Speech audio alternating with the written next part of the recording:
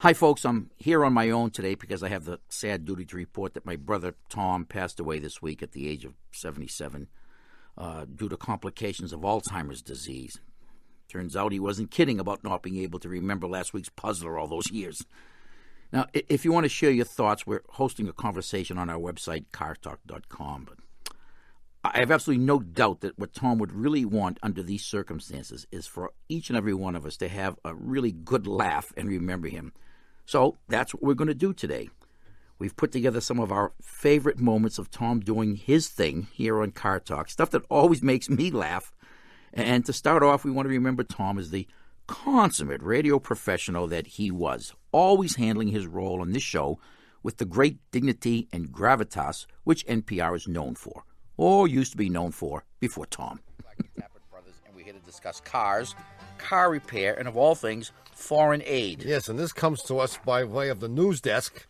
Here's the news. Clinton deploys vowels to Bosnia. Cities of Zbrzevets and Grozny to be the first recipients. Before an emergency joint session of Congress yesterday, President Clinton announced U.S. plans to deploy over 75,000 vowels to the war-torn region of Bosnia. Really? The deployment, the largest of its kind in American history, will provide the region with the critically needed letters A, E, I, O, and U, and is hoped to render countless Bosnian names more pronounceable. The deployment, named Operation Vowel Storm by the State Department. Who writes this stuff? I mean, it is. It's so. It is a much needed It's set for early next week with the Adriatic port cities of Zbrzevets and Grozny. The two C-130 transport planes, each carrying 524-count boxes of E's,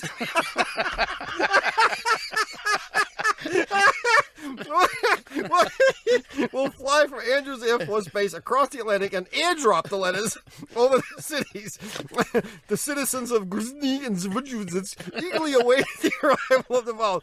My God, I don't think we can last another day, said Drajka.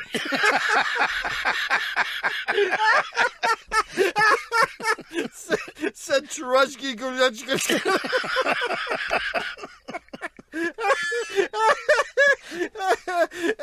I have 6 children, and none of them has a name. None of a vowel among them.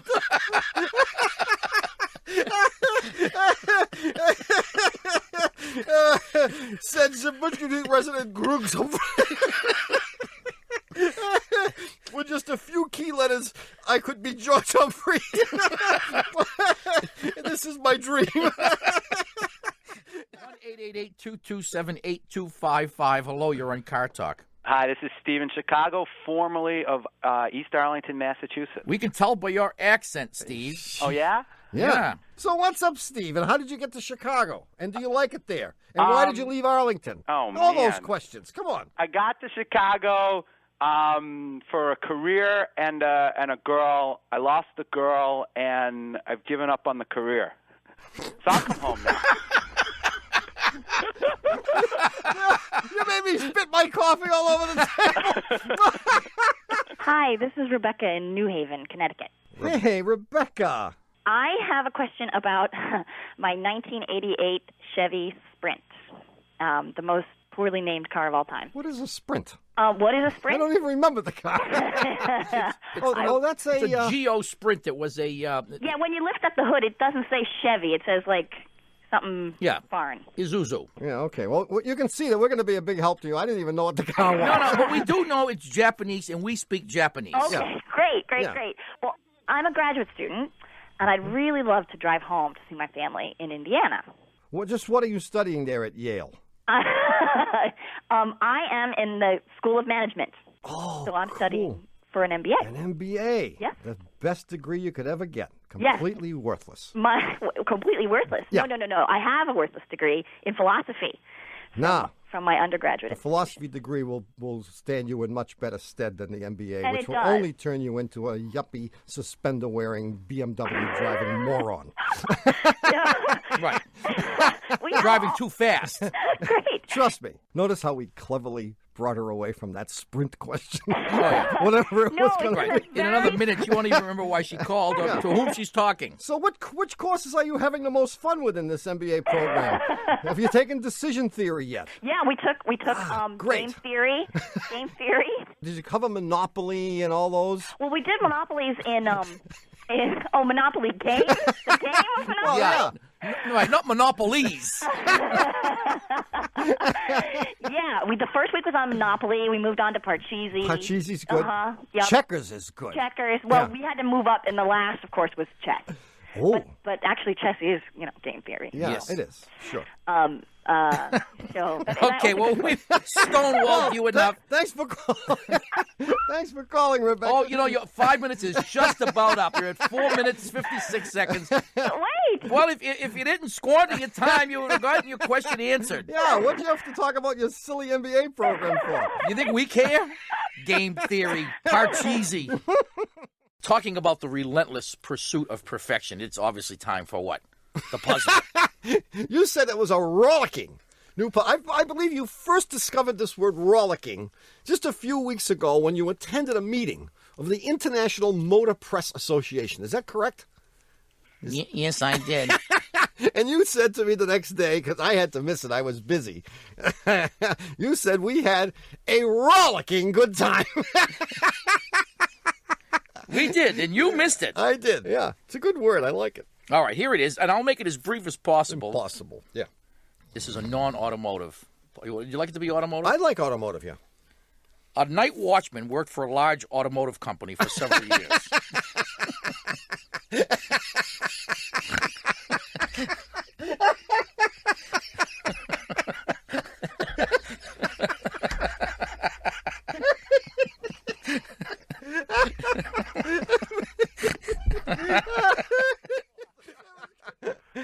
No, this is the only theory of which I am sure in the entire world. I don't know whether the Earth goes around the sun or vice versa. I don't know about electromagnetism, but I do know that it never pays to buy a new car. Don't know much about biology. Oh, God.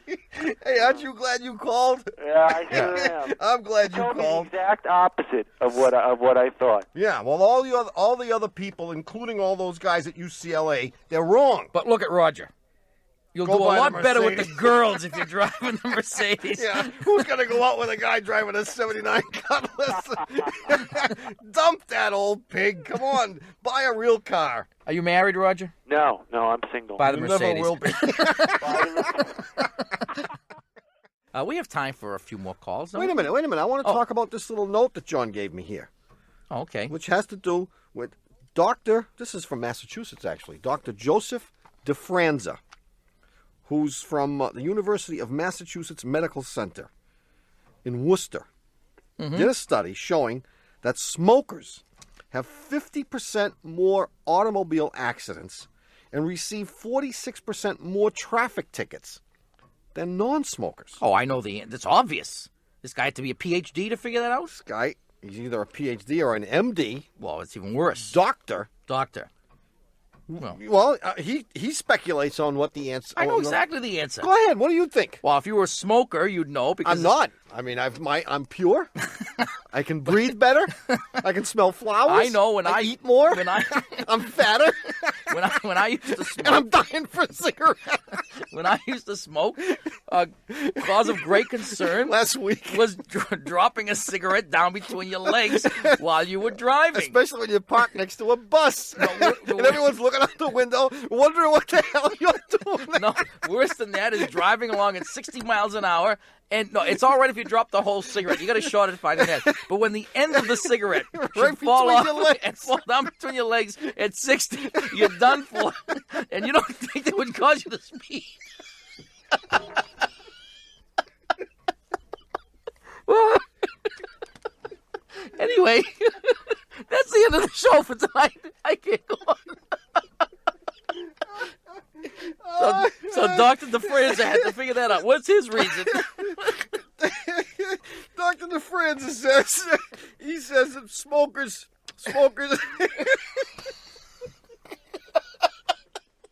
I'm sure that we can help you with this if you answer just one small question for me. Okay, great. How do electric brakes work? My impression is that our garage doesn't know either. Well, I can honestly say, and you know me, I'm an honest guy, I have never seen electric brakes in my life. It's irrelevant how they work. It doesn't matter. Excellent. We're going to give them an answer without knowing how they work. Right. Okay, Paul, this is going to be good. Get a pencil. You know, Tommy never really wanted a job, but he said if he had to pick one, he'd like to be America's philosopher king. Now, we immediately rejected that idea out of an abundance of common sense and for national security reasons. But that didn't stop Tommy from giving advice on topics far afield from car repair. And one of his favorite topics to meddle in, of course, was marriage. Well, I'm 36 and she's 27, so we have all these problems in the car, like what radio station and whether we're going to stop for coffee, and it goes on all day long. Well, I mean, the first rule, have you read Men Are From Mars, Women Are From Venus, or wherever they're from? Oh, yeah, she read that. Okay, she read it, see, but you didn't. But I have my own law of marriage, and it is more important to be happy than to be right. Now, you may know that you're right. I mean, I'm always right. Whenever my wife and I have an argument, I'm always right. But being the clever fellow that I am, I never try to prove to her that I'm right. And she thinks that I'm a dummy because I'm always wrong. But she loves me. Well, I'll tell you, everyone else thinks you're a dummy, too. You know, a little secret. And he finally got around to starting doing it, and he's having problems. And I'm very worried about what this is going to do to my parents' marriage. No, I think you're all wrong here, Julia. Okay, why? Because there is nothing that your mother would like more than to get your father out of the house. I mean, you ask any 50s type age woman, what would you like most in the world? A fur coat? A Lincoln Continental, a Mercedes, or get your husband out of the house. And there's not a day that goes by that my mother doesn't call me and ask me to take my father away for a couple of weeks. Yeah. Don't you want your father to stay with you for a couple of days? Can you do something with him for a couple of days? So you've got on the other side of the equation, you're going to be now saddled with not only a wife, but a child, and not only a wife and child, but a minivan. So, talk about emasculation. I mean, when you now have to drive around in the minivan, your life will essentially be over as you know it today. And so we've got your mental and emotional health on the one hand versus economics on the other. You might as well just start pulling those pants up around your chest right now and start practicing, yes, dear, because, I mean, what will be left? I mean, there's no more fun. Well, my life won't totally be over. I mean, I actually... Oh, trust me, it will. They ask kids various questions having to do with marriage. Mm-hmm. And they got answers from little kids. I mean, these are kids like 5 to 10 years old. And I'll read you just a few of them. Here's the question they asked. How do you decide who to marry? Alan, age 10, says, you've got to find somebody who likes the same stuff. Like if you like sports, she should like it that you like sports. And she should keep the chips and dip coming. How can a stranger tell if two people are married? This is good. Derek, age 8, says, you might have to guess based on whether they seem to be yelling at the same kids. What do most people do on a date? Lynette, age 8, says, dates are for having fun. Even boys have something to say if you listen long enough. And my favorite, how would you make a marriage work? Ricky, age 10. You should tell your wife that she looks pretty, even if she looks like a truck.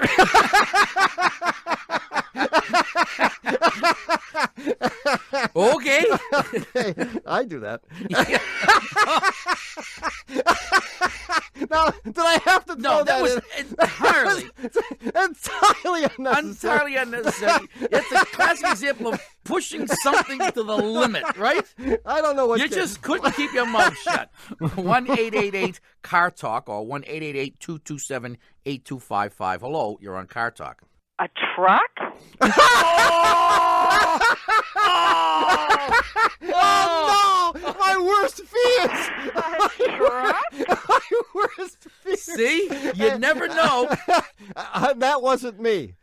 That was Berman who sneaked into the studio and leaned over my shoulder. And faked Tommy's voice. And faked my voice. Hi, hon. Hi, hon. What's for dinner tonight? I guess not much.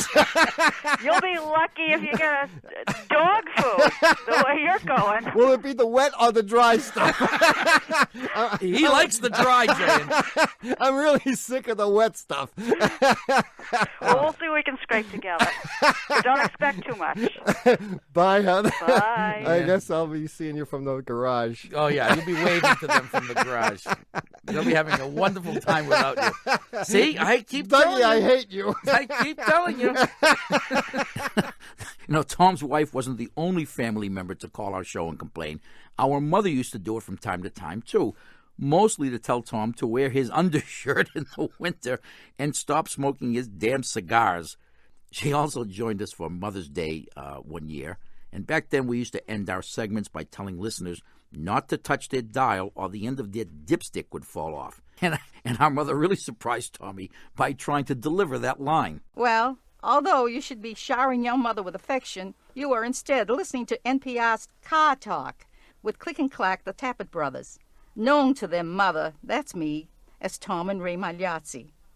We have more of your calls coming right up, so don't touch that dial, because if you do, the end of your lipstick will fall off. Not lipstick.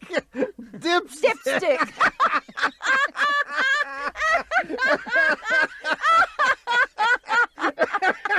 That was a misprint.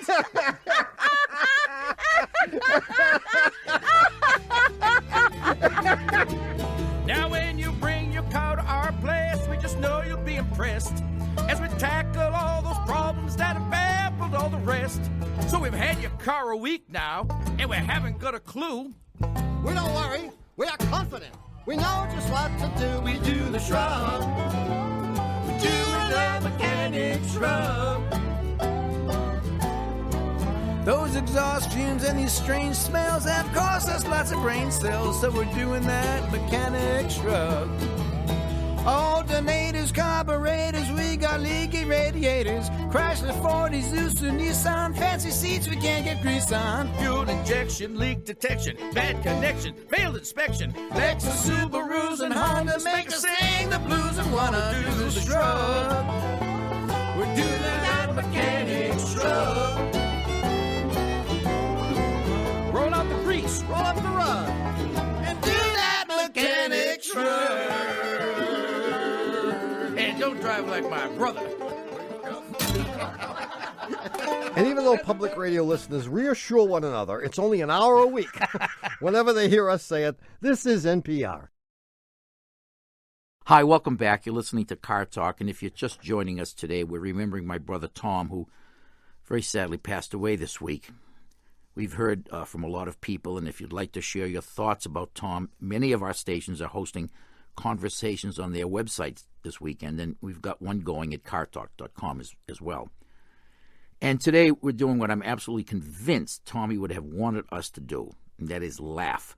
So we're listening to some of my favorite moments of Tommy just being Tommy, and these next few moments are examples of when Tom instinctively grasped that a caller needed a little more than car advice, that some greater intervention was called for, and he was just the guy to do it. Well, how do you feel now? I mean, now that we've told you that absolutely, well, almost without a doubt, you were responsible for the demise, the very early demise of this wonderful car that Dad had. I feel bad because he really never knew what happened, and he just thought it was just another bad car. What if we told him? Would that be bad? Would it be cathartic for you? Now, Christy, I think you need to resolve this. I mean, just knowing is not enough. You don't think so? We need Dad's number. But you know. We need his number. Is he home? Okay. Go ahead. He's at work. We'll take the number off the air, but we're calling Dad at work. Okay. Go ahead. Yeah. And what's his name? Is Richard? Richard. Okay, we're dialing him now. Okay.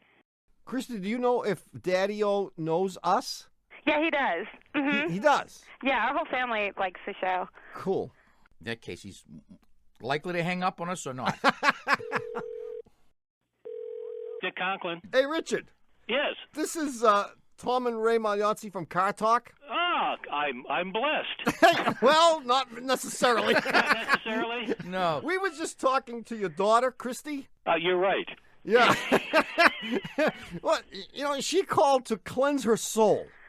Okay. She called to describe to us a little incident that occurred in 1982 with your Chevy Citation. You may not remember this. You may have tried to block this out. Yeah, seared, I think, is a proper verb. Yeah, she said it like through a rod. You threw a rod. Through a rod. And you have no idea why this happened. No. You don't know all the dirty details. There are some things that Pater Familias doesn't want to know. Yeah, okay, well we're going to tell you all the details. She was driving the thing to Bloomington. You knew that. Yes, I knew that. And the temperature light began flashing. You didn't know that. No. No, you didn't know that. She's never told you this. And it was annoying. She kept driving without any water in the radiator? Well, worse than that. She put black tape over the light because the light was At least you can laugh about it, Richard. And she finally coasted into a gas station with the engine glowing. and the two guys that were there told her that she'd probably had fried it, but they would put a new thermostat in and send her back home. Oh, wonderful. She didn't go home. She didn't go home. She didn't take their advice because the light went out. She went to the party down in Bloomington, then drove all the way back to South Bend the next day. Ooh. And gave you the car, making you think that everything was just hunky-dory. And she's been living a life of sin, deception, crime, and deception. Well, now, I think you would ask if she recounted the story to us correctly. You would ask her if anything unusual had happened on her trip, and she denied it. Yeah. She said, no, fine, no problems. Well, she can't live with this lie anymore. She's with us right now, Dick. Oh, no. Yeah. Christy? Hi, Dad. Hi, Dad. Hi, Dad. Sure. Hi, Chrissy. Chrissy, you didn't tell them about the broken axle on the 1966 Buick. I didn't break that axle. Come on, Christy, come clean. About the new radiator on the 1984 Nova. No, Dad, you bought me that broken axle car for $500 and sent me, on my merry way. That's why that axle broke. That thing was a lemon. Yeah, sure. Tom and Ray, you've got to realize that my daughter is to cars what Alban Berg is to melody, the expressionist conductor. Yes. Well, whatever. Oh, look boy. The country ought to be thankful that she's now in a city with decent public transportation and doesn't need to own a car.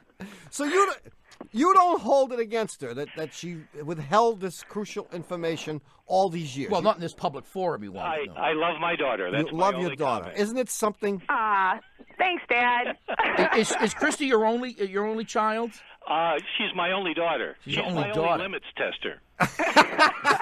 Well, Christy, do you want to make a formal public apology to Daddy-O, both for wrecking his car and for living this life of deception for 15 years? But I've suffered for this. Well, so would Dad. You have suffered. You didn't suffer any more than my pocketbook at the time. Did it cost a lot? I can't remember. Fred and Jim's garage bought a boat in the for each of them. Right. It was terminal. Had to be reconstructed from scratch. Oh yeah, no, it's terminal. Oh really? Yeah, I think this warrants a full-scale apology. Oh, come on, you guys. Come on, Christy. And some groveling and maybe a few tears. Dad, I'm sorry. Okay, I'm sorry, Dad. Boy, that sounded real heartfelt. Sorry, Dad. Sorry.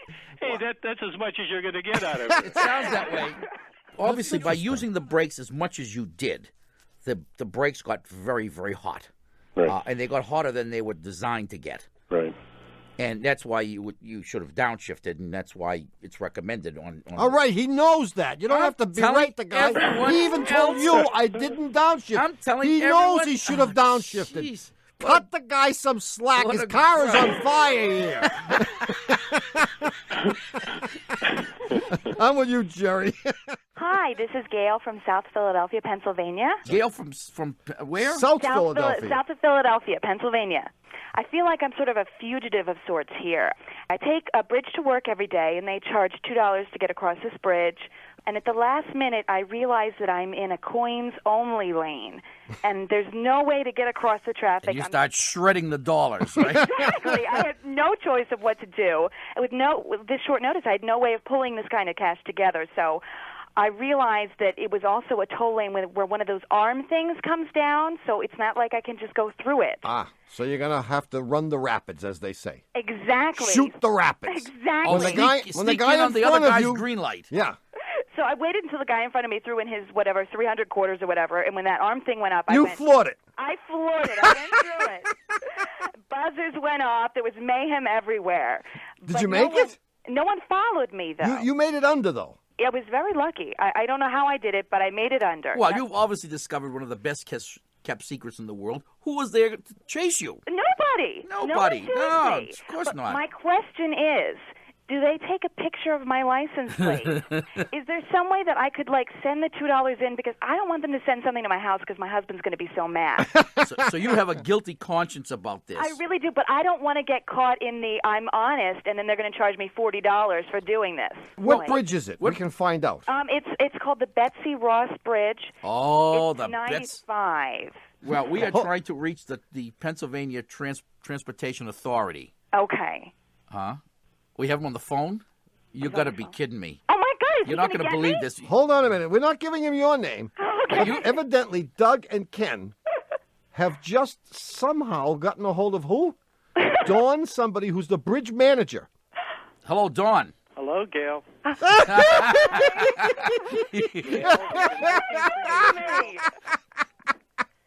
Oh, this is cruel. Oh, my goodness. I really was ready to pay the $2, and I didn't have the change. Gail, we chased you for 4 miles. You didn't stop. No, wait a minute. Dawn, who are you really, Dawn? I'm the bridge manager at the Betsy Ross Bridge. You really are? I really am. Oh, And my if God. we don't get this $2 fast, we might have to close this bridge up. No, but I don't think Gail wants to get herself in trouble. No. How about this, Dawn? If Gail sends the money to us, and we send it to you anonymously in the name of Gail, Gail Anonymous, then she'll be off the hook, right? And you won't know who she is, and she will not incriminate herself. Is that okay with you? That sounds good to me, but Gail is not on my good side to begin with for calling my bridge toll a little pricey. No, relax. I mean, that's a lot. How long a bridge is it, Dawn? Day. How long is this Try bridge? New York bridges, $7 a shot. Oh, Yeah, that's true. This bridge is how long is it, Don? I mean, it's 300 Are there any feet? trolls underneath the bridge? It's a mile and 3/4 over the river. But if you don't use it, Gail, how are you going to get back into Pennsylvania? I don't know. Maybe she doesn't want it. Why do you have to have a coins-only lane? Well, we do have some to service patrons who have a commutation sticker on their window. I don't think they're marked very well, Don, because I didn't see it until the last minute. Well, Feisty for a lawbreaker, isn't she? Yeah, I mean, hey, Gail. Yes. Cool it, we're going to give me a name. I put a lot of pressure on myself to always be achieving and always to get the A's, and so it's a lot more of that. A's are very overrated. What? Yeah. A's are overrated. You think B's so? are good enough. Oh, In fact, absolutely. sometimes a C is pretty good. I've had a few C's look pretty good. C's. Sometimes you'd pay $100 for a D, man. I tried that. They wanted 500. Woo! No, I mean, if that's what's troubling you, I mean, you shouldn't do that to yourself. Mm-hmm. A's are vastly overrated. My brother is absolutely right. I mean, I think. I never had any. I've heard. I've heard that they're vastly overrated. And the people who have the A's, they're not any better than you. I mean, what if you told yourself that you don't want any A's? God, that'd be so tough. But Shish. You are a very self-motivated individual. I mean, I don't know if I should divulge this on public radio here. divulge it. To Go the ahead. public, but I have a son who's in high school. Uh-huh. And when he first started high school, he too thought that he had to get A's. Uh-huh. And he was miserable. Mm-hmm. And I told him one day, A's are not important. B's are great. He looked at me like the whole world had opened up to him, and he said, "You gotta be kidding." I said, "Are you kidding? A B is absolutely wonderful."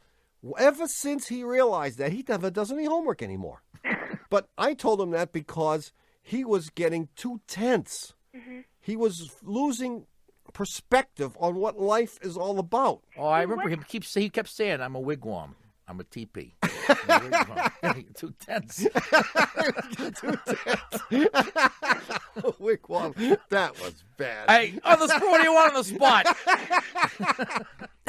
You know, one of Tommy's favorite things to do was to interact with you guys, whether you were on the phone with us or in person or by mail. In fact, he carved out a section of almost every show to read some mail from you guys. And personally, I loved that segment because I could usually catch a quick nap. He'd go on and on and on. Tappert Brothers. And we're here to talk about what? Cars, car repair, and the answer to an important philosophical question. You're going to love this. I'm sure I will. This is from Andy Reichman from Marlborough, Vermont, 05344. Dear Click and Clack, I'm writing to offer profound thanks to you for resolving an important philosophical question that has been heatedly debated for the last 20 years. Really? Get this now. Do two people who don't know what they're talking about know more or less than one person who doesn't know what he's talking about? Wow. Let me think about this for a minute. What's your opinion? I'll get this. I believe that you have definitively answered this query and have put the debate to rest in your recent conversation regarding electric brakes on a cattle carrier. Remember that call? Oh, I do. Amazingly enough, you proved that even in a case where one person might know nothing about a subject, it is possible for two people to know less than nothing. Less. Well, I think we prefaced our answer with the fact that we know nothing. He says that. He says one person will only go out so far on a limb. Unless he has someone to egg him on. His construction of deeply hypothetical structures, and will often end with a shrug or raising of hands to indicate the dismissibility of his particular take on the subject. With two people, the intricacies, the gives and takes, the wherefores and why nots can become a veritable pas de deux of breathtaking speculation. This is a great letter. Interwoven in such a way that apologies or gestures of doubt are rendered unnecessary. I had always suspected this was the case, but no argument I could have built from my years of observation would have so satisfyingly closed the door on the subject as your performance on the cattle carrier call. To begin your comments by saying, "We'll answer your question if you tell us how electric brakes work," and "We've never heard." That was a tip-off. We've never heard of electric brakes. I remember saying that. And then indulge in lengthy theoretical postulations on the whys and wherefores of the caller's problem allowed me to observe that you were finally putting this gnarly question to rest. I am Jim Cronin. I don't know where you're from, Jim, because you didn't tell us. But you did write to us on the 14th of August, if that triggers your memory, whoever you are. It doesn't say. 14 August. Dear guys, as you know, Dante claimed that the following phrase was inscribed above the gates of hell. Lasciate ogni speranza, voi che entrate. Right? Abandon all hope, ye who enter here. We know that. No doubt, some of your customers feel that these words should be prominently displayed on your brother's garage. That may well be, but I would like to suggest an even more appropriate phrase. It sprang from the lips of Tommy in response to the query of some poor, unsuspecting woman with a muffler problem. Here's the quote. "No matter what it is, it's going to cost you $200 if that's what it is." And he had help on this. It says, Yogi Berra couldn't have said it better, and he probably did. What was that? No matter what it is, it's going to cost you $200 if that's what it is. I like it. You want to, I could get that done in like Old English, and we can hang it up over the garage. Yeah, Old English, all right. Before we go on, we got a note here from a guy named Dave Flood.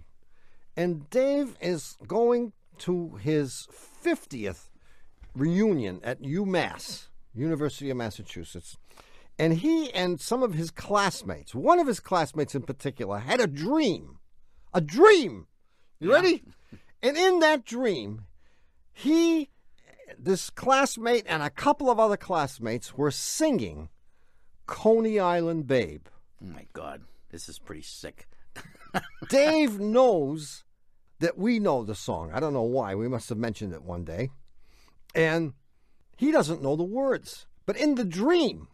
Well, we said goodbye. In the dream, he says, they knew the words. So he wants to know, A, could we tell him the words? And I in fact, have already answered him with the words. Do you know all the words? Certainly, and so do you. There are more than we sing. Well, we know enough to make it look like we know the words. I thought we should... Oh, yeah, because usually the tomatoes start flying after we sing that first verse. Well, I thought we ought to sing just the few words that we know, so he'll know what the email means, because, you know, my honey and all that stuff. You don't know where that fits in the thing. You ready? So give me the note, and we'll do it. Goodbye, my Coney Island baby. Farewell, my own true love. True love, my honey. I'm gonna go away and leave you, never to see you anymore. Never gonna see you anymore. I'm gonna sail upon that ferry boat, never to return again. So goodbye, farewell, so long, forever. Boom, boom, goodbye, my Coney Island. Boom, boom, goodbye, my Coney Island. Boom, goodbye, my Coney Island. Goodbye, my Coney Island, babe. The FCC is on line 1. All right, Dave, have a great reunion. Yeah. God, how did I get talked into that? Because you can't resist. If I start singing Coney Island Babe, there is no way that you can say I'm not going to do my part. Try me. The same. And even though the editors at Roger's Thesaurus hit upon 2 new synonyms for bozo when they hear us, this is NPR.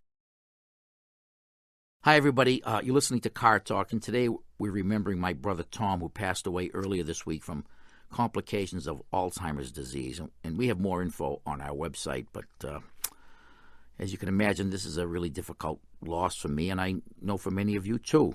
But I know for a fact that the best tribute I can give my brother is this show, where he made so many people laugh and so many people feel better about everything. So this week, the staff and I put together some of the moments where Tom was the most Tom-like, wacky, mischievous, brilliant, hilarious, and you certainly know that he and I teased each other a lot, played a lot of jokes on each other, and a lot of those made their way to the show, like this one.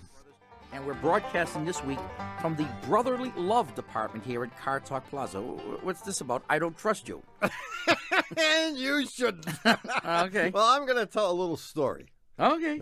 As most people know, we've had an absolutely terrible winter here in our fair city. So we get really sick of it.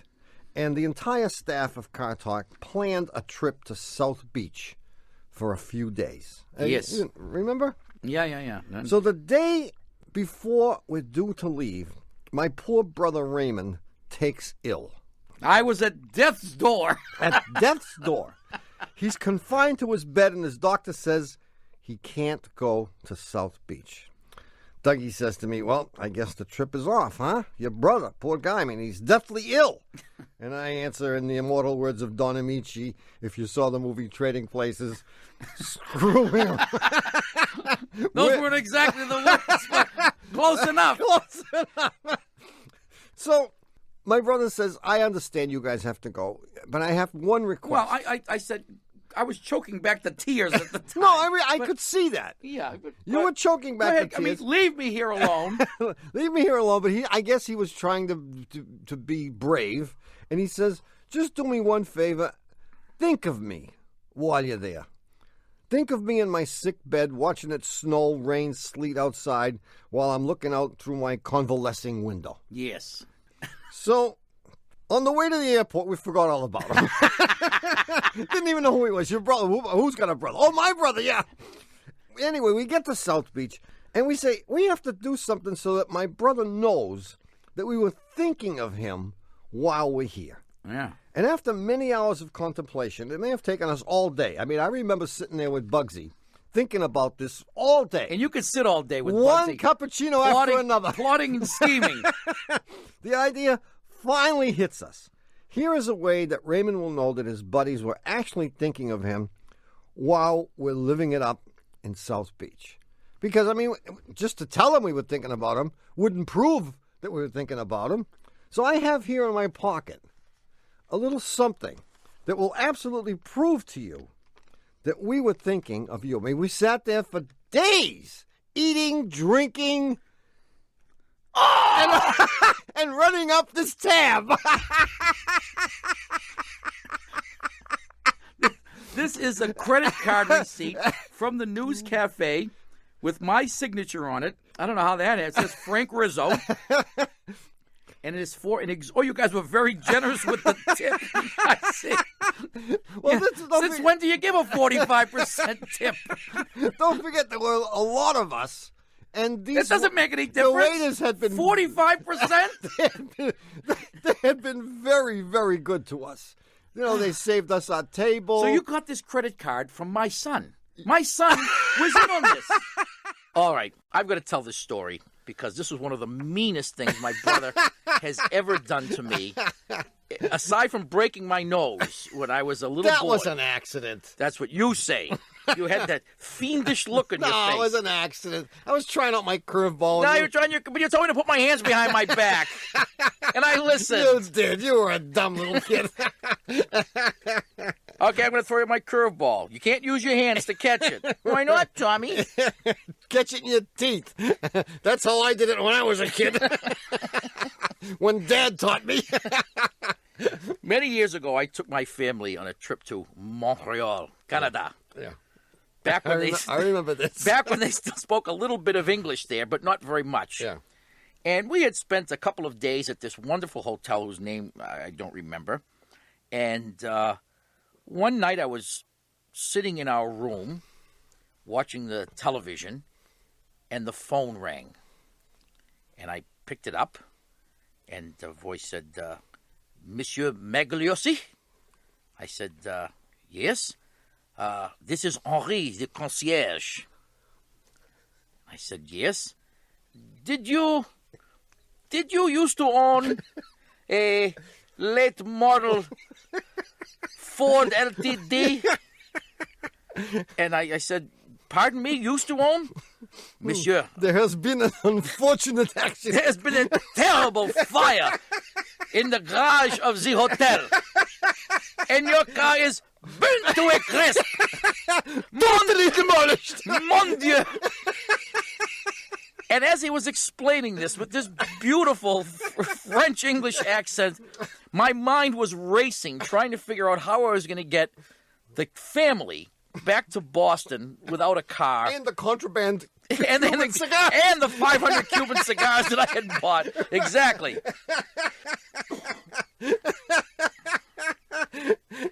And it was only after many minutes of my agonizing and asking Henri what I could do, where I could rent a car. And, of course, every question I asked, it was, no, monsieur, that is impossible. We don't rent cars in Canada, et cetera, et cetera. And as I got more and more despondent, finally, Henri began to laugh. And I realized it was my brother. So I just want everyone to know what a mean streak he has in him.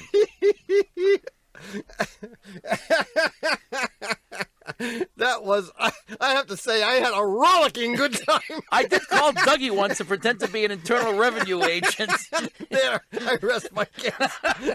Well, I had a good teacher. 1-800. As you might imagine, the Army and I did not get along. No. I mean, you would think that the Army would know in a minute that I didn't belong there. Why would they try to encourage a relationship? I mean, the minute they met me, they knew I didn't belong there.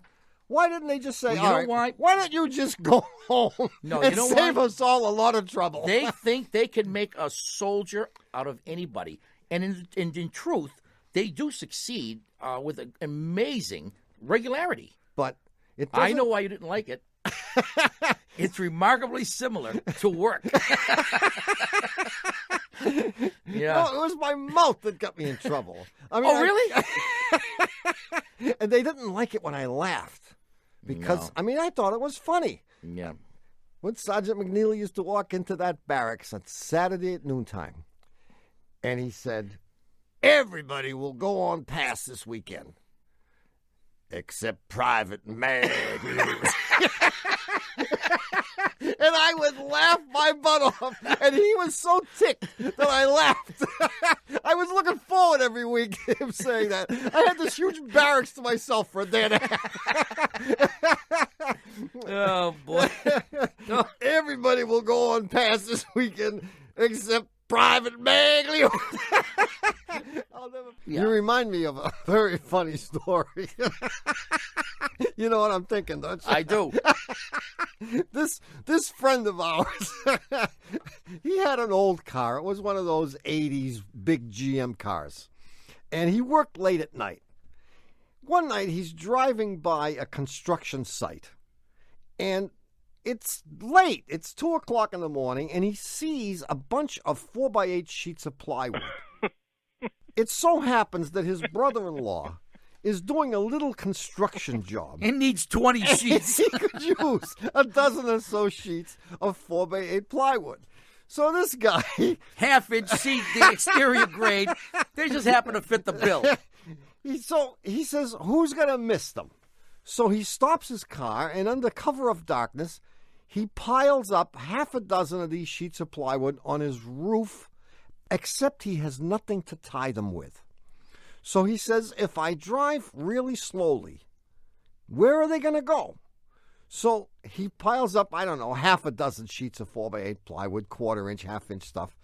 And he's not too far from his friend's house. He's going to drive to his friend's house, his brother-in-law, it turned out to be, and he's going to pile them up in the guy's yard. So he very carefully starts up and drives very, very slowly. At this time, he has about 18 sheets, if I remember the Did story. he? 18 Really? sheets on the roof. 18 sheets is a foot and a half of sheets plywood. Yeah. He says, oh, boy, Pep is going to love me. 18 sheets is 9 inches. It was just enough that he could reach up with his hand, thinking that holding these sheets is going to prevent them from going anywhere. Anyway, he's doing really well. It's 2 o'clock in the morning. There's no traffic, except for that one car that cuts him off almost. He slams on the brake. All 18 sheets of plywood come forward and rip off the entire front of his car. The hood, the grill, the headlights, the whole thing. And he's sitting there at the intersection with 18 sheets of plywood on the street. And $1,000 worth of damage. $1,000 worth of damage. And you know what his first words were. Oh, man. Well, just like your garage door opener won't work from 2 blocks away. Everything has a range.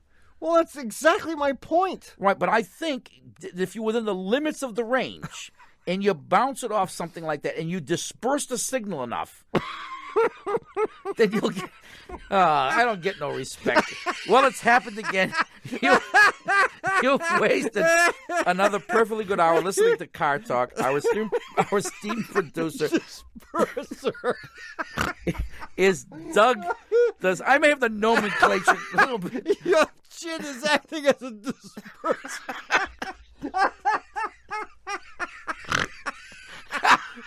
Did Enrico Fermi start this way? He did. Thanks so much for listening. We're Click and Clack, the Tappert Brothers, and don't drive or disperse like my brother. Don't think like my brother. We'll be back next week. Bye-bye. Tommy and I had a lot of fun with each other on the show, but he also clearly had a great time with you guys every week. His interview style wasn't exactly the one spelled out in the NPR style manual, but it was a kind of classic in its own way. Hi, this is Kathy from Oakland, California. Oh, Kathy with a C. You're right. This is Kathy from Washington Crossing, Pennsylvania, so it's Kathy with a K. No. Oh, darn.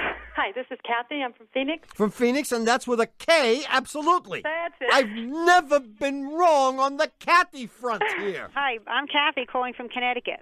Hi, Kathy. Kathy with a K? Kathy with a C.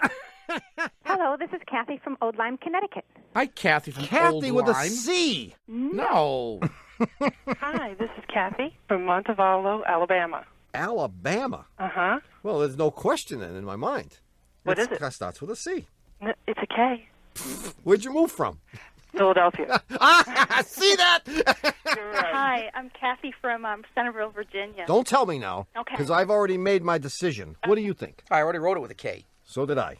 You're both wrong. Oh, I knew I should have swapped. Well, maybe we'll get the Monty Hall would have made me swap.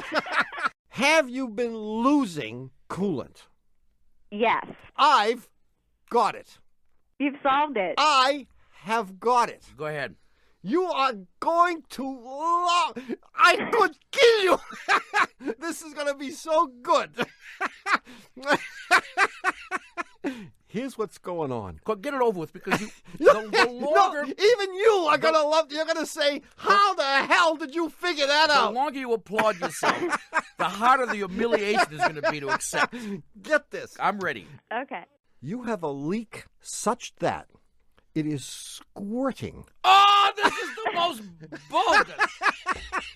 That you have a hot coolant is squirting. Are you ready for this? On the temperature gauge. Oh, no. And it's underneath the dashboard. I mean, this came to me unencumbered by the thought process. I could see it in a vision, like Edgar Casey. I'm telling you, take this to your mechanic. Okay. Tell him to look underneath the dashboard. He will find a squirting leak. Okay. Wow. Great. Kim, if this is right, I hope this is right. I will never hear the end of it. Okay, we'll see if it works. And you are going to be so embarrassed at the things that you've been saying to me all these years. Well, for Kim's sake, I hope so. Oh, I love you guys. Good Don't luck, say that. Kim. Thanks a lot. See ya. See you Bye-bye. later. Jeez.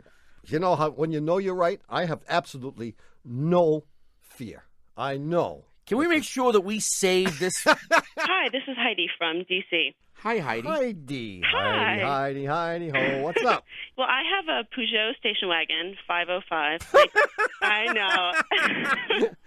Disaster already. How old is it? 1987. And someone had to have left this to you. That is exactly what happened. Was there a divorce involved? No. And was it nasty? No, this was... Hi, this is Linda from Kotzebue, Alaska. Linda from... Another wacko from Alaska. How you doing, Linda? I'm doing good. Where in Alaska? Way up or way down? Way up. Kotzebue is about 30 miles north of the Arctic Circle. You know, I can't even conceive of that. 30. So what frozen fish facility are you working at? I can't believe... I mean, and get this. She wasn't born there. She went there the only thing, of her own free will. Otters are born there. Of my own volition. Of your own free will, you went to Ochapachi there, Alaska. Okefenokee, Alaska, yeah. Well, you know, it's not as bad as people might say. Yeah, it's a beautiful place. Right. No, I'll bet it's not. No, I mean, I'll bet it's be? worse.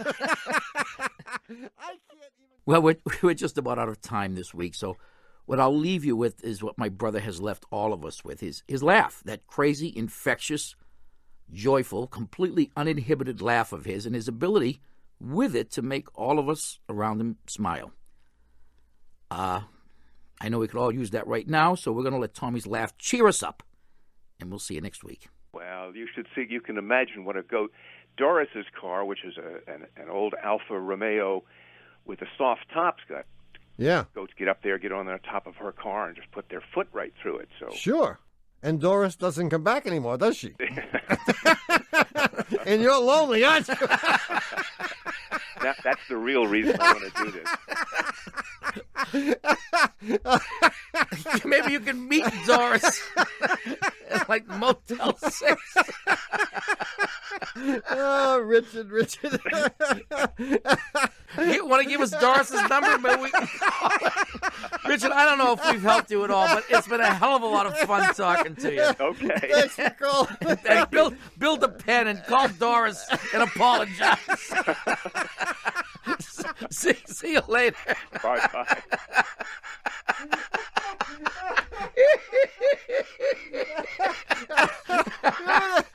I keep thinking about the Don Rickles bit where he's a French general and he's going around kissing the two cheeks, and he turns around and he says, "I gotta get a broad."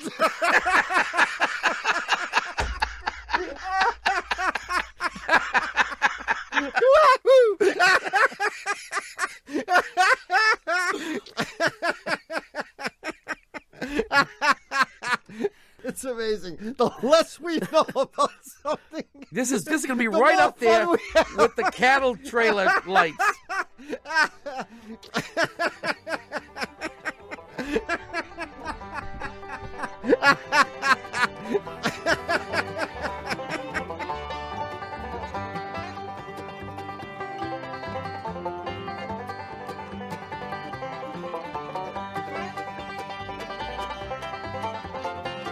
And even though Sylvia Poggioli says, "Porca miseria, ma chi sono questi cafoni?" when she hears us say it, this is NPR, National Public Radio.